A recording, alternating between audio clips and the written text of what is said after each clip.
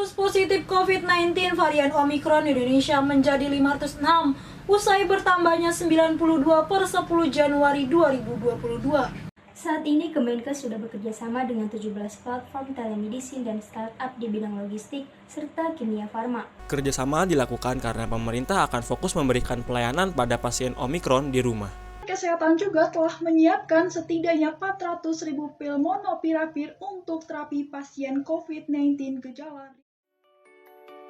Tak terasa sudah 2 tahun kita berdampingan dengan COVID-19. Banyak perubahan yang terjadi, mulai dari gaya hidup, bahkan sampai keseharian, semuanya berubah. Tetapi, banyak hal yang dapat kita lakukan selama pandemi berlangsung. Kita dapat mengisi dengan berbagai macam kegiatan agar keseharian kita tetap produktif. Bisa dengan cara berolahraga di sekitar rumah. Olahraga merupakan kegiatan yang mempunyai banyak manfaat terhadap tubuh. Selain bermanfaat untuk kesehatan, berolahraga juga dapat memberikan hal positif dalam diri. Di era pandemi, tubuh sangatlah memerlukan daya tahan tubuh. Dengan melakukan olahraga, tubuh kita dapat memproses pembentukan imun. Banyak kegiatan yang dapat kita lakukan di pandemi ini, mulai dari kegiatan yang dilakukan secara indoor maupun outdoor.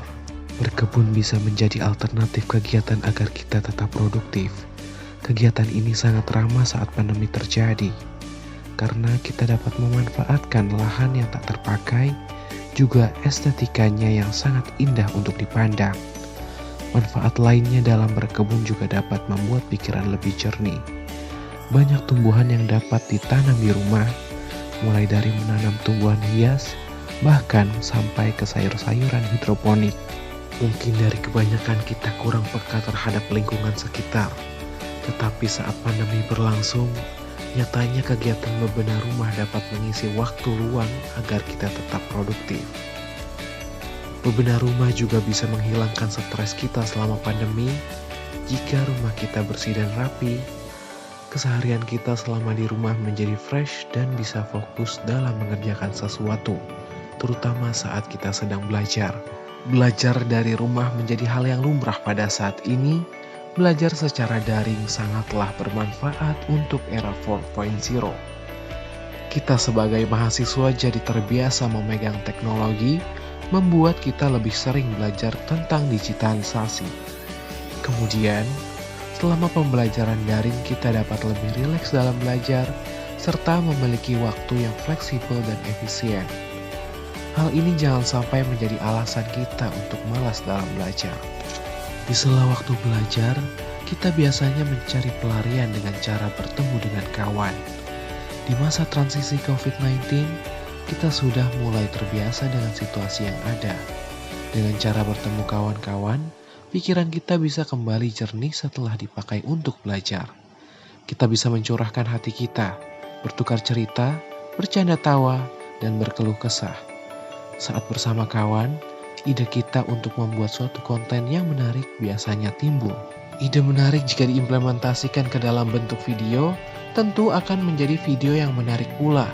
Kegiatan membuat dan mengedit sebuah konten video menjadi kegiatan yang sering dilakukan agar keseharian kita menjadi produktif. Pada masa pandemi, peminat orang-orang untuk menonton sebuah konten video meningkat. Oleh karena itu, kita sebagai milenial bisa memanfaatkan hal tersebut, yakni dengan membuat konten yang positif dan tentunya inovatif. Produktivitas yang tidak boleh terlewatkan adalah ibadah. Ibadah berdampak baik pada diri kita. Bagaimana tidak, dengan melakukan kegiatan rohani, kita dapat lebih bersyukur atas apapun yang Tuhan berikan kepada kita. Bukannya malah menyalahkan Tuhan atas apa yang telah Ia berikan. Apapun yang Tuhan berikan pasti ada hikmahnya bagi kita. Tuhan menurunkan ini semua bukan hanya serta-merta untuk menghukum umatnya, namun untuk membuat para umatnya lebih dekat kepada Sang Pencipta.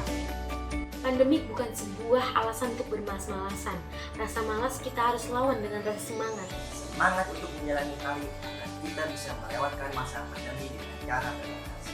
Beradaptasi dan melakukan hal yang positif dan berusaha menjadi orang-orang yang produktif. Produktif untuk menciptakan berbagai macam karya tak terbatas dan juga kreativitas tanpa kenal batas.